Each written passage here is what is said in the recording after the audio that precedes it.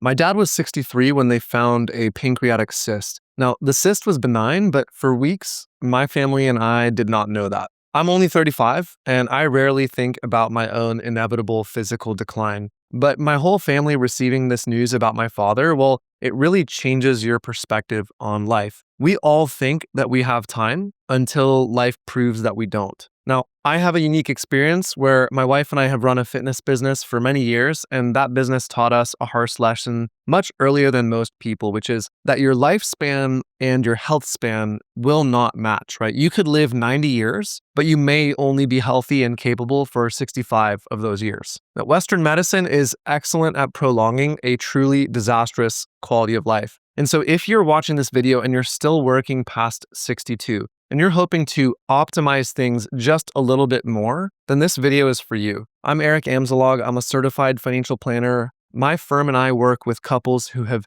saved enough, but don't quite know when to stop. And over from the people I speak to, I hear the same thing. We should have done this sooner. So here's what I see. You've won the game financially, and yet you keep playing, almost like you've moved from playing to win the game to playing in order to set the highest score. Let me tell you that in my past life helping people restore their physical bodies through my fitness business, whenever you try to set a high score in one area, you by necessity neglect other areas of your life. When it comes to retirement finances, that looks like continuing to fiddle with tax strategies or watching every market update in CNBC until it becomes an obsession. And you end up spending your attention and not your money. Let me remind you that you saved all of that money so that you could repurchase your attention. That was the objective of saving that money. Now, at the end of the day, attention is really the most valuable resource that you have. And there's this belief that well-prepared retirees have that all they need is just a little bit more time.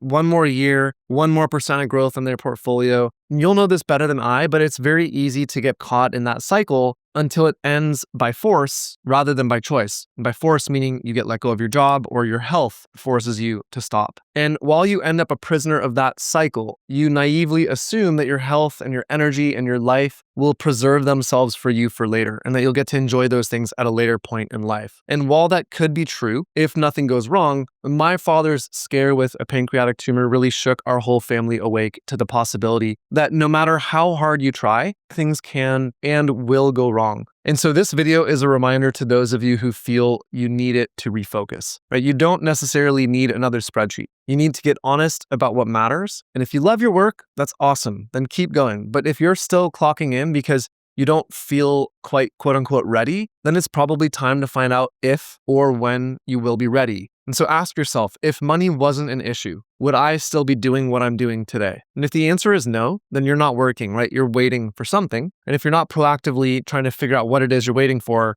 then you're just burning away time that no amount of money and savings can buy back. Now, many of you watching this don't need more money, right? You might need more clarity or more confidence, and that's all true. And so here are two options for all of you watching this video. If you're stuck on the numbers and you need to know if you can retire, then I recommend watching this video here called Can I Retire at 59 and a half with $2 million without running out? And it's not about how much money is shown in the case study. It's about showing you how you determine financial feasibility and whether you've got enough. If you're ready to move beyond the numbers and focus on non-financial side of your retirement, then you can watch this video here that's called Do These 5 Things Before You Retire If You've Saved Over $1 million.